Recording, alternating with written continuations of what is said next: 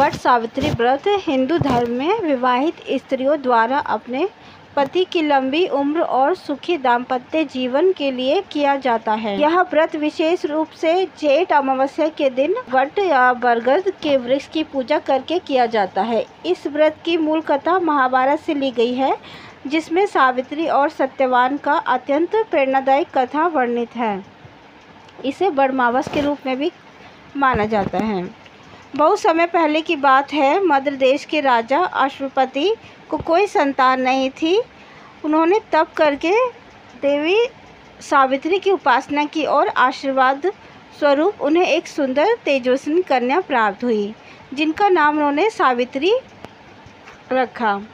जब सावित्री विवाह योग्य हुई तो राजा ने योग्य वर की खोज शुरू की, लेकिन सावित्री ने स्वयं ही वन में भ्रमण करके अपने लिए पति का चयन करना चाहती थी। वह एक दिन वन में गई और राजा धूम्रसेन के पुत्र सत्यवान को देखा और अपने अंधे और निवासित पिता के साथ वन में रहते थे। सत्यवान धर्मात्मा, तपस्वी और परोपकारी थे। सावित्री ने उन्हें मन ही मन अपना पति मान लिया। जब सावित्री ने अपने पिता का यह निर्णय बताया तो उन्होंने नारद मुनि से इस संबंध में परामर्श लिया। नारद जी ने बताया कि सत्यवान तो हर दृष्टि से उत्तम है, लेकिन उनकी आयु केवल 1 वर्ष शेष है। यह सुनकर राजा दुखी हो गए।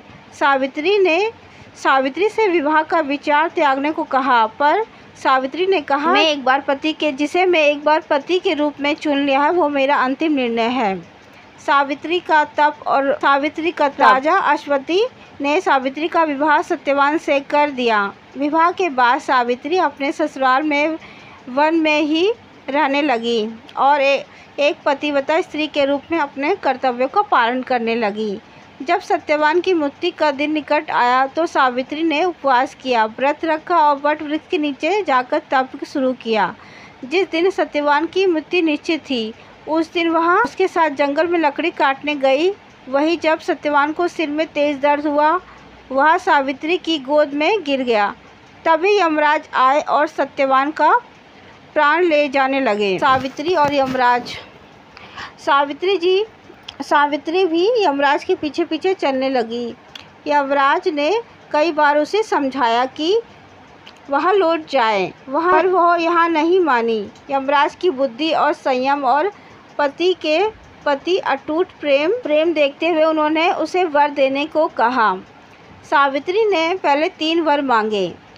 उसके सास ससुर की नेत्र ज्योति और राज्य वापस मिले। उसके पिता को 100 पुत्र का वरदान मिले और उसे 100 पुत्र मिले। तीसरे वर को सुनकर यमराज चौंक गए, क्योंकि 100 पुत्र तो तभी होंगे जब सत्यवान जीवित होगा।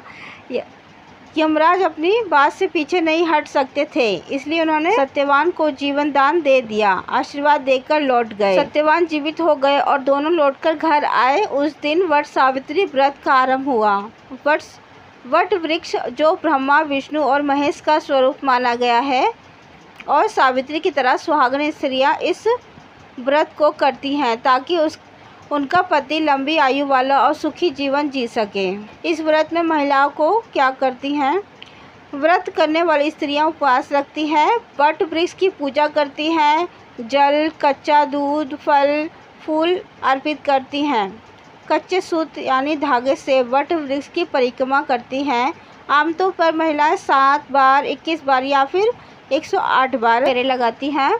सावित्री सत्यवान की व्रत कथा सुनती हैं, पति के सुख और दीर्घायु की कामना करती हैं। अंत में सावित्री व्रत कथा का पाठ करती हैं और आरती करती हैं। व्रत का समापन कैसे करें?